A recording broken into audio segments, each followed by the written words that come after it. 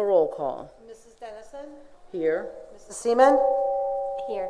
Mrs. Calhoun? Here. Ms. Dukes? Mr. Wisniewski? Here. Please stand for the Pledge of Allegiance. I pledge allegiance to the flag of the United States of America and to the republic for which it stands, one nation, under God, indivisible, with liberty and justice for all.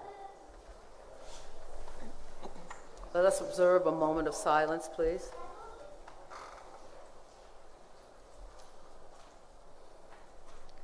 Are there any additions or corrections to the agenda? No, ma'am. May I have a motion to approve the agenda? So moved. Second. Roll call. Mrs. Calhoun? Yes. Mrs. Dennison? Yes. Mrs. Seaman? Yes. Mr. Wisniewski? Yes. Motion carried. Our recognition of public. We have no one signed up this evening. Any person or group wishing to address the board on agenda items is requested to register their intent with the superintendent's secretary prior to the beginning of the board meeting. Persons are asked to give their name, address, and telephone number, their group affiliation, if and when appropriate, and the topic to be addressed. Such requests shall be subject to the approval of the superintendent and the board president. Per Board Policy 0169.1, no participant may speak more than once on the same topic unless all others who wish to speak on that topic have been heard.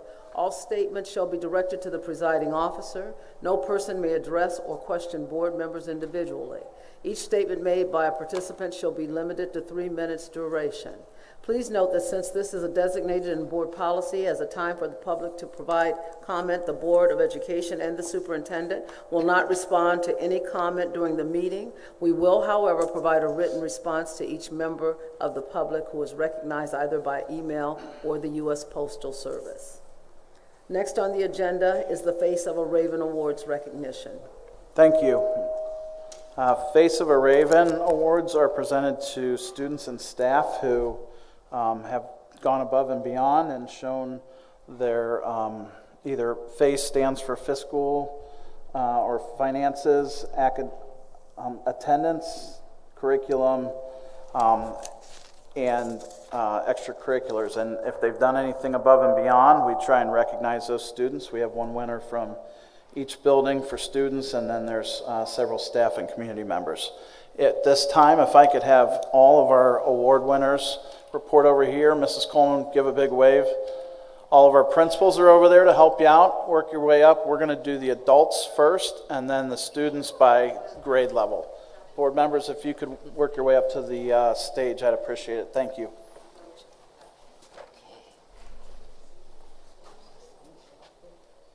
Everything's up. Yep.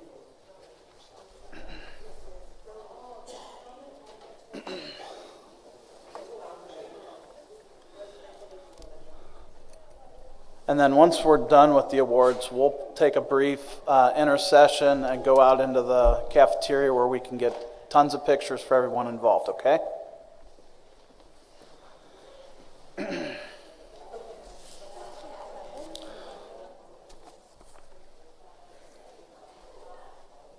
Kristen's first. Mrs. Denison, Kristen first. What's that? Okay. All right, our first award winners are our staff members, and the first award winner is Mrs. Kristen Zupancic. She's a teacher at our preschool.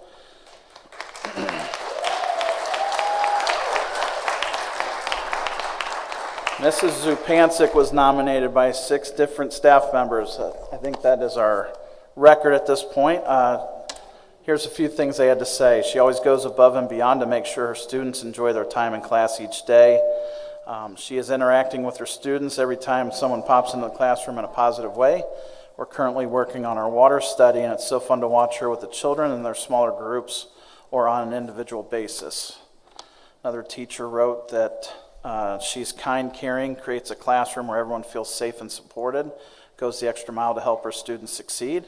What sets her apart is her genuine care for her students and their families. She sees teaching as more than a profession, it's a passion for shaping the lives of young people. Congratulations, Mrs. Zupancic. Thanks for all the work you do at preschool.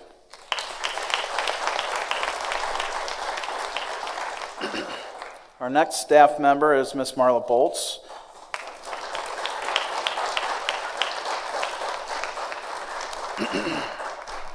She is our school-to-home liaison at Williard, and her principal wrote that she consistently goes above and beyond in her role as the attendance liaison.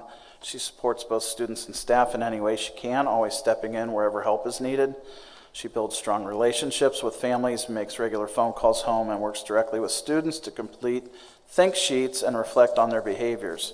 She even assists students with classwork, lends a hand around the building whenever needed, and her dedication and flexibility make her an invaluable part of the Williard School community. Congratulations, Ms. Bolts.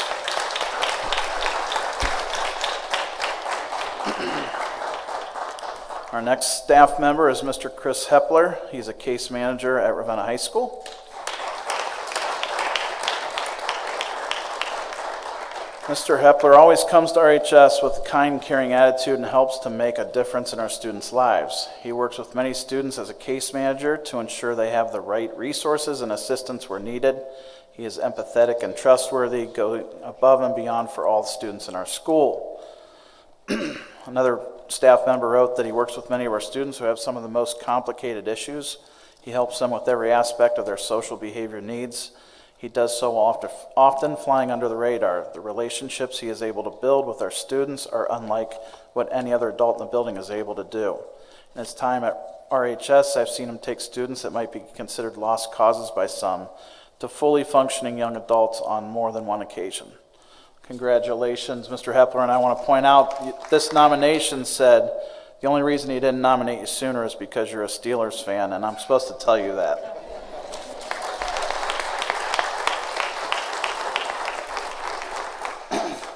Our next group of adults are community members, Mr. Dave Yost, Mr. Craig Speck, and Mr. Bruce Swoboda.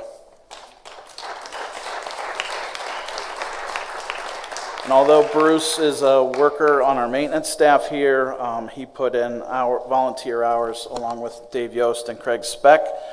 Dave couldn't be here tonight because he's still working, but the athletic department wanted to thank all three of these gentlemen for their incredible dedication and countless volunteer hours for improving the condition of the high school baseball field. The three gave up many of their Sundays, often working from 8 a.m. to 10 p.m. to test the field's drainage systems, remove degraded dirt, and apply approximately 200 tons of infield mix. Their volunteer hours and hard work has the field up to an outstanding standard, and your commitment, time, and effort have made a lasting impact on our athletics. So we're truly grateful to these three gentlemen. Thank you.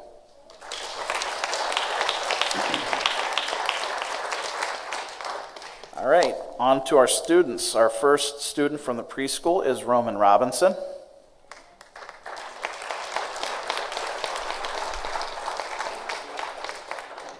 Roman is a very sweet and considerate child who consistently helps his teachers and classmates. He demonstrates kindness, respect, responsibility, and always maintains self-control. Roman serves as an excellent peer model and is actively engaged in all of the lessons. His compassion and positive attitude make him a wonderful addition to the class, and they are so proud of Roman and all the growth that he has made already this school year. Congratulations, Roman.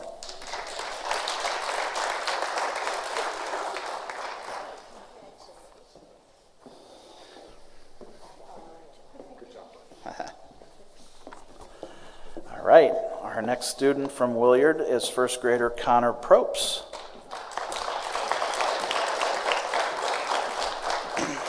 Connor is a great example for Face of the Raven. He comes in every morning with a smile on his face, happy and excited to be at school. He understands the Raven way and always makes sure to follow the behavior expectations. Connor is interested in learning and soaks up all the information in the daily lessons. He is kind to his classmates, and he helps his teachers in any way he can. Awesome work, Connor.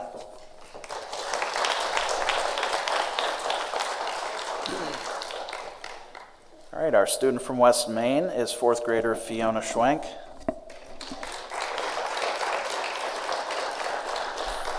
Fiona has demonstrated incredible courage, empathy, and quick thinking when she witnessed our crossing guard being hit by a car.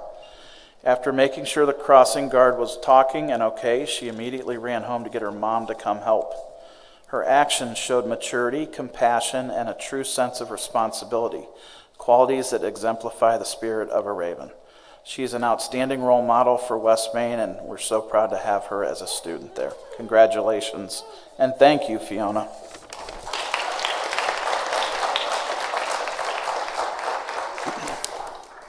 All right, our BMS student of the month is fifth grader Evan Cheech, sorry. I knew I was going to mess that up.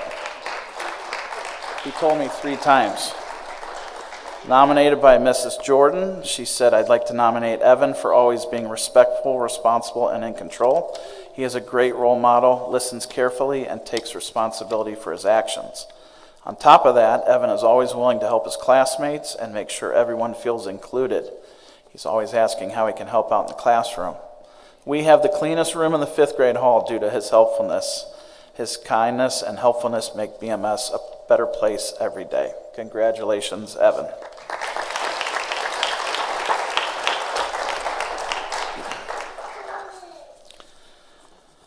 All right, our final student from Ravenna High School is Allison Gibson. She's a senior.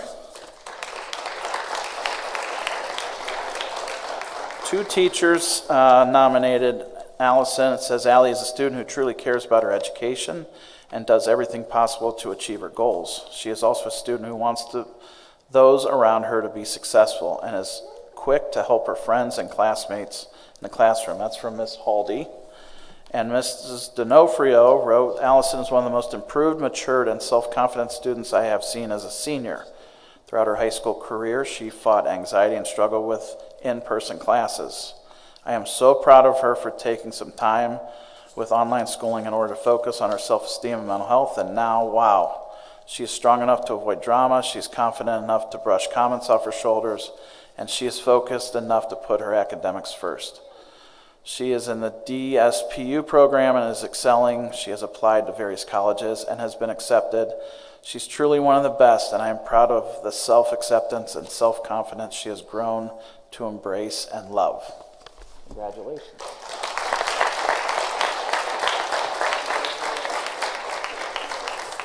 All right, at this time we're going to take a brief intermission. We're going to take pictures out in the hall right here on the back side of the auditorium, and then you're more than welcome to come in if you'd like to stay for the meeting. If not, you're more than welcome to leave after the pictures. Thank you.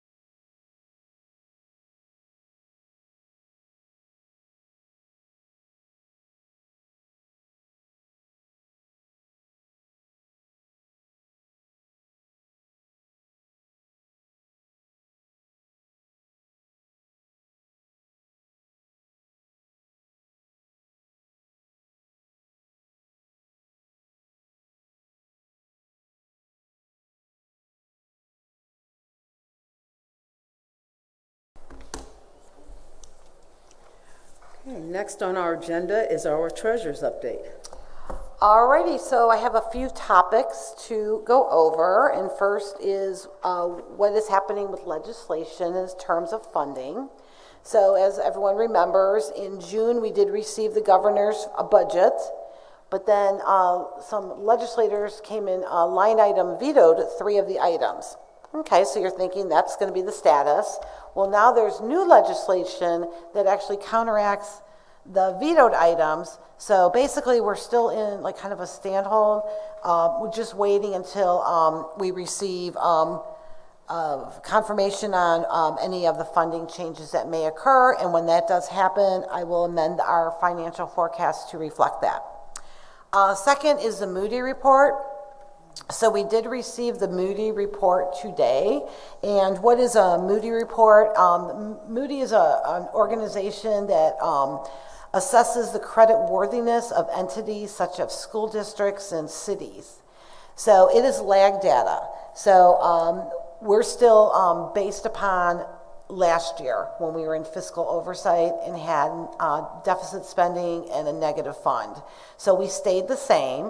And next year, though, in the October 26 report, we're anticipating an increase in our Moody rating to reflect us being out of fiscal oversight and a positive fund balance. All right, the next thing is, which I put at the board members' table, so you don't have to turn around, but this is kind of, so in October, we report on our September finances. So the first one is taking September 25 versus September 24. So this is not, we don't have all of our expenditure reductions, we don't have our past levy in this. So the first one is that our revenue was lower than the previous year.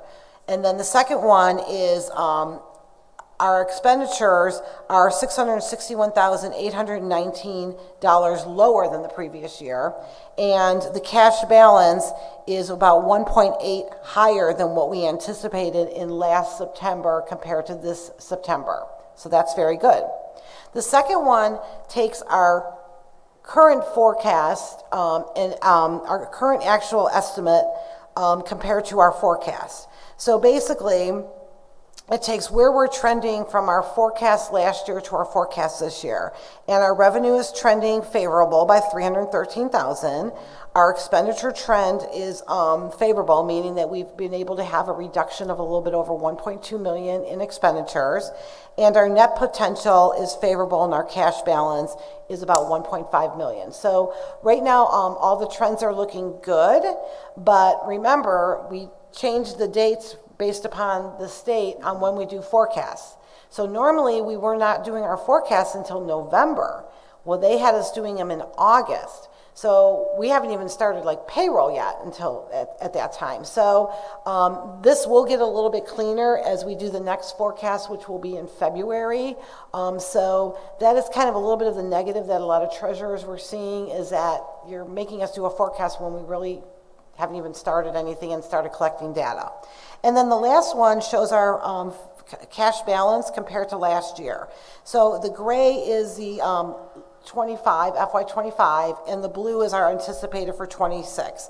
So we're very happy that our cash balance trend over the months, if you look at it by months, is looking very favorable for the district. So this will be available on the district website. This is our September financial. So we do these every month. And that is my report. Okay, very good. Thank you. May we have the superintendent's update? Oh, thank you. Mine will be brief since I took some time with Face of a Raven, but I just wanted to point out that today is the first day of the new second 9 weeks. Hard to believe that we're already a quarter of the way through the school year. Many of the buildings are doing expectation meetings like they do at each of the 9 weeks to review the expectations that we are looking for from our students for their behavior, so that they hear it over and over and over again. A couple dates I want to point out. I know we have informational items at the end, but some important things coming up here at the high school. National Honor Society inductions are going to be Thursday, November 6th at 6 p.m. Got a nice group of students that will be entering into National Honor Society. And then on Thursday, November 20th at 7 p.m. are the RHS Academic Awards here also in the auditorium. That's preceded by some college and eligibility meetings here, opportunities for parents that are moving on to, with their students to college to be prepared for that. So really excited about those evenings, time to celebrate all the great things that our students are doing. Our reports of the board, Maplewood. Mr. Griffith reported a very smooth opening this year with a total of 735 students. Maplewood held their 50th year celebration on October 8th. The public was able to come in and see how Maplewood has changed and how well it's been taken care of. Every one of their career tech teachers volunteered and came in to open up their class labs, and they had food available also at a reasonable price. Maplewood was opened in 1975 and has served more than 15,000 students in Portage County and Summit County over the years, providing hands-on training, real-world experiences, and industry certifications that have led to careers and continued education. On December 3rd, they're planning a career day where they're going to have businesses come in and let the kids see what's available for them and let the businesses meet the kids who will be working for them in the future, they hope. We also discussed how important these career seals, credentials, and real-world experiences play a big part in their lives, and also these internships. These are all becoming benchmarks of true career readiness that businesses want nowadays. And the college, even the College Board, is expanding their advanced placement classes to include AP courses in business, personal finance, and cybersecurity. So you can see how important this is to businesses now. They want to see kids with coming out of school, having done internships and having a lot of these skills that they need in real life. Thank you. All right, Parks and Recreation. This past Saturday, we had our Halloween drive-through at City Park, and we gave out over 250 bags, and we had 22 stations where people gave out candy to the kids that came through. This Thursday, we will be touring Sunbow Valley property because that's a property that the Ravenna Parks and Recreation will be overseeing. So I'm looking forward to at least viewing that property. May I have the reports of the treasurer? That one? Oh, you already did? Oh, sorry, yeah. Okay, sorry. Oh, I'm sorry, you meant the, I forgot, I thought you meant my treasurer's update. Nope. Okay, all right, I apologize. So items, this is a consent agenda, items 12A, 1 through 4. We have A1, approval of the September 22nd minutes. A2, approval of the October 14th special meeting minutes. A3, acceptance of donations and gifts. And A4, the financial reports for the month of September. Okay. May I have a motion to approve agenda number 12A, items 1 through 4? So moved. Second. Roll call? Mrs. Calhoun? Yes. Mrs. Dennison? Yes. Mrs. Seaman? Yes. Mr. Wisniewski? Yes. Motion carried. Okay, the next item is 12A5, and this is the authorization for the treasurer to offer insurance to the Board of Education members per Ohio Revised Code. I will be asking each of you, and you can just say yes, no, or partial. Mrs. Calhoun? No. Mrs. Dennison? No. Mrs. Seaman? No. Mr. Wisniewski? No.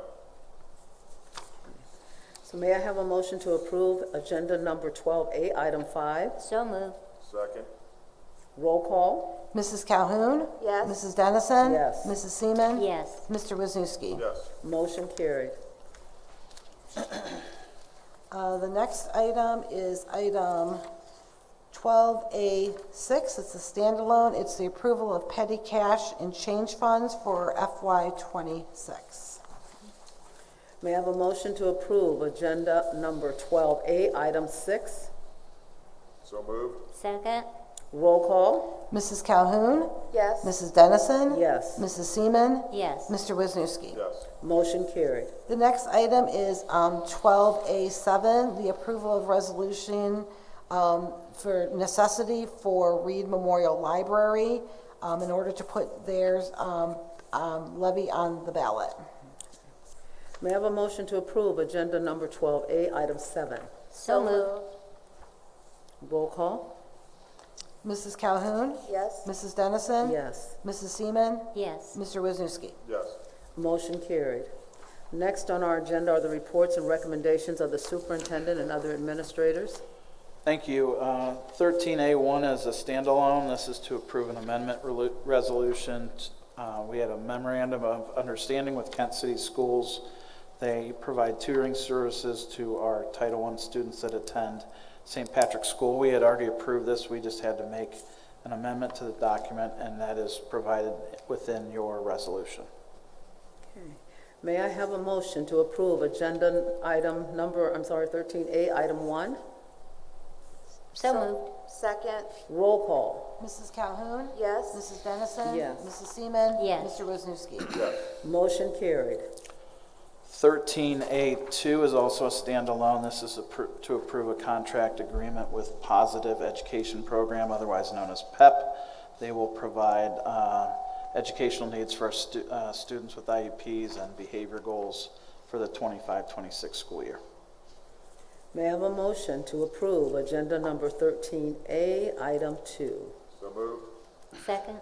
Roll call? Mrs. Calhoun? Yes. Mrs. Dennison? Yes. Mrs. Seaman? Yes. Mr. Wisniewski? Yes. Motion carried. 13A3 is also a standalone. This is to approve payment in lieu of transportation for students that are attending Chapel Hill Christian School and Valley Christian Academy as outlined in your agenda. May I have a motion to approve agenda number 13A, item 3? So moved. Second. Roll call? Mrs. Calhoun? Yes. Mrs. Dennison? Yes. Mrs. Seaman? Yes. Mr. Wisniewski? Yes. Motion carried. 13A4 is also a standalone. This is to approve an overnight extended field trip for the 8th graders to attend the Washington, D.C. field trip, as we have done over the last 2 years. Mr. Doherty and Mr. File are requesting this overnight trip for March 20th through the 22nd of 2026. May I have a motion to approve agenda number, item number 13A, item 4? So moved. Second? Roll call? Mrs. Calhoun? Yes. Mrs. Dennison? Yes. Mrs. Seaman? Yes. Mr. Wisniewski? Yes. Motion carried. Okay, the next 3, 5, 6, and 7 for 13A are all policies. They will be a consent agenda. Please bear with me as I work through these. I did meet with the policy committee last week and reviewed each of these policies in full, and they came with the recommendation to make sure that we put all of these on this evening. So, the first one is a first reading for a new board policy. As always, if it's new, we have to do 2 readings, so tonight will be the first reading for this. It is policy 4162.01, drug and alcohol testing of employees without a CDL license who transport students in alternative vehicles. So this is similar to a policy that we already have for our bus drivers, but this is for our van drivers. It's been added to reflect regulatory changes to qualifications of drivers for alternate vehicles, and including the need for drug and alcohol testing for those non-DOT drivers. Under number 6, we have a number of policies. I'm going to try and we're going to jump around a little bit, but what I want to point out is policy 1422, policy 3122, and 4122 are all the same policy, but they're for different classifications. So therefore, administrators, certified, and classified staff, they are the same policies, and just the exact same wording on these. However, they're for the different classifications that we have. And those are non-discrimination, equal opportunity employment, and anti-harassment. And I am going to be honest with you, the only changes in these three policies are changing wording from he, she to the individual or the student. That's the only changes for those three policies. 1623, 3123, and 4123, the same thing. They're the same exact policies.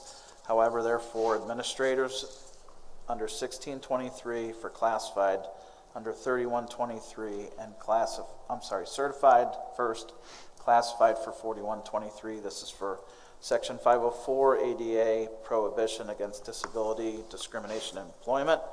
Again, these three policies have very few changes other than some technical corrections where they change pronouns from he, she to they or individual. The next one, 2260, non-discrimination and access to equal education opportunity. These are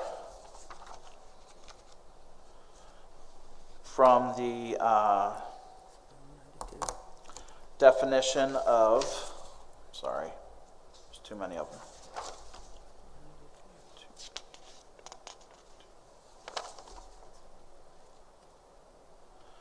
These also are technical corrections under similar things where it said pronouns of he, she to they. Very simple technical corrections, same for the next policy, 2260.01, also technical corrections to pronouns listed. As well as 2266. All right, so let's get into the meat of the real changes. Policy 2430.02, participation of community STEM school students in extracurricular activities. These are from House Bill 96, which pertain to the participation of students in extracurricular activities. House Bill 96 revised a law originally passed in 2024, which permitted home education students as well as students from other qualifying districts to participate in interschool athletics if they had been subject to harassment, intimidation, bullying, or other prohibited acts by a school employee or official. Revisions in House Bill 96 restrict practice to home education students only. Students from other qualifying districts are no longer eligible in this policy. Policy 2431, interscholastic athletics. Several important changes from House Bill 96 again. This again restricts to only home education students participating, similar to the previous policy that we just read, and precludes any students who are from a different district. House Bill 96 also included an opportunity for students who are enrolled in another district to participate in ice hockey. We do not have ice hockey, so that does not pertain to us, but based on the law, we had to provide that within our policy. Any questions so far? All right, policy 3130, assignment and transfer. The biennium budget bill included an important provision declaring that superintendent shall assign teachers based on the interest of students enrolled in the district. The law further provides that seniority and continuing contract status cannot be primary factors in making assignment decisions. Law also provides that collective bargaining agreements cannot supersede the assignment language, although if you are in a current contract, it will wait until the expiration of that current contract, which would be this year. Okay, the next one is 4162, drug and alcohol testing of CDL license holders who perform safety-sensitive functions. 4162.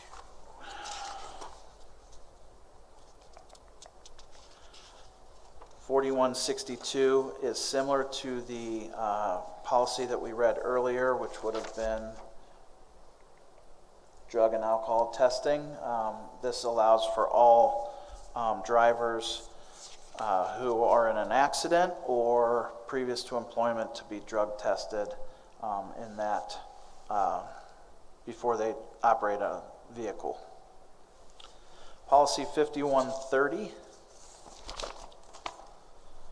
withdraw from school. This is a minor adjustment specifically to remove the requirement that schools notify the registrar of motor vehicles if a student under 18 withdraws from school without moving out of state or transferring to another school or otherwise meeting another exception to the law or compulsory age law. And this was implemented through House Bill 96. 5136 is about personal communication devices. This is a big one.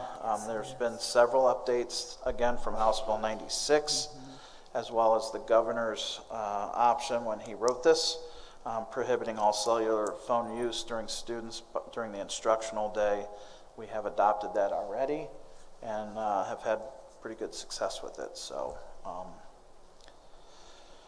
the terms also go on that the new law defines instructional day and that there's no option other than to follow this policy at this point.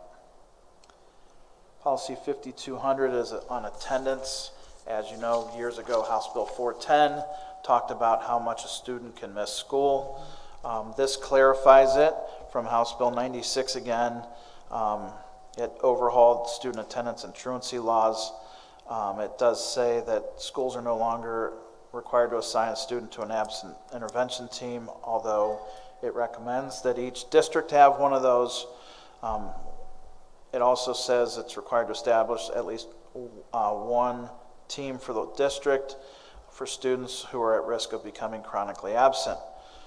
Districts are also required to notify parents when a student misses a designated number of hours as determined by the board, which will be 5% of the minimum hours of instruction. It also removes any excused versus unexcused. It is just time missed within that school year. Obviously, the percentage will change as we add and subtract days. The next one is 5223, release time for religious instruction during the school day. These have changed under the budget bill. Release time courses in religious instruction are now required. The board policy authorized participating students to be excused from school to attend these at least one period a week if requested. However, the policy must also limit release time to no more than 2 periods in any week for elementary and middle school students, and for high school students, release time cannot exceed the amount of time that is equivalent to attending 2 units of high school credit each week, which would be 2 class periods. It also says that release time statute was further amended to provide that no RTI policy can prohibit students from bringing external education and program materials into the school. The next policy, 5410, promotion, academic acceleration, placement, and retention. Along with other changes to attendance and truancy, House Bill 96 removed the provision of the law which mandated retention for students who miss at least 10% of school. Provision that states students who failed 2 or more classes must be retained unless the principal and teacher decide otherwise remains. Truancy is no longer attached to this retention policy. Next one, 6152, student fees, fines, and charges. Allows utilizing credit card payments. This was a technical correction from policy 6109 that we have included here. Policy 6830, audit. Current law requires the treasurer to produce an accounting of all money, bonds, and securities of the board at the expiration of their current term or before the board approves surety of the treasurer. Upon production of accounts, the board or a committee of the board, or alternatively, a representative of the auditor of state is required to count the money. The board is then required to certify and enter the amount into the records of the board. House Bill 96, though, strikes the option to delegate the duty to count funds to a representative from the auditor's office. The next one, 754002, digital content and accessibility. This is a policy from the Department of Justice under Title II of ADA, requiring state and local governments, including public schools, to make web content and mobile applications accessible to individuals with students with disability. I know this has been a priority of Mr. Newcomb's for some time, and we have a lot of those in place already. Policy 8300, continuity of organizational operations plans. This revision to the policy reflects provisions of cybersecurity programs included in House Bill 96. We're working with Spark, which is our consortium, to cover those provisions and make sure that we're using appropriate applications and websites. Okay, 8305, informational security, also goes along with policy 8300 to reflect those provisions of the cybersecurity program included in House Bill 96. 8400, school safety. Schools have to provide a suicide and crisis lifeline. We have those posted on our website already. This is from House Bill 96. We've been ahead of this curve, but there's been some revisions to the policy to include that. 8462, student abuse and neglect. In the last biennium budget bill, schools were tasked with providing training in child sex abuse to certain designated staff, including nurses, teachers, administrators, school psychs, and mental health providers. We do this through Public School Works already. House Bill 96 modified the law to strike the requirement that training be provided to law enforcement officers or prosecutors. Policy 8600 is on transportation. This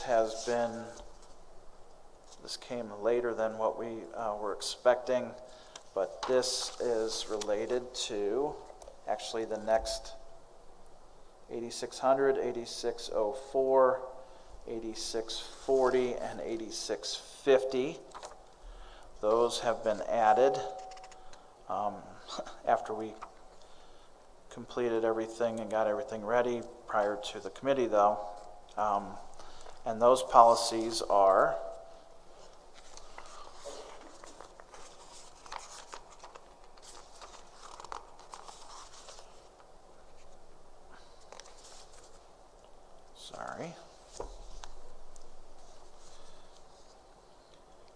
Ohio Department of Education Workforce recently updated transportation regulations.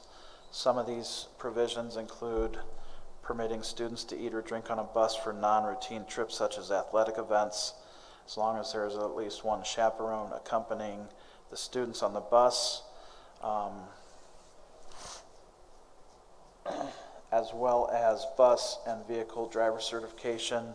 Those are tied to the new drug and alcohol screenings that have to take place prior to driving, as well as if there's a wreck.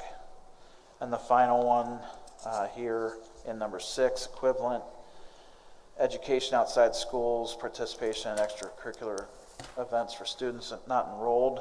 This ties in with the ones we previously talked about from House Bill 96 about home education students, but this specific policy clarifies that home educated special education students may participate in Junior Reserve Officers Training Corps without being enrolled in the district.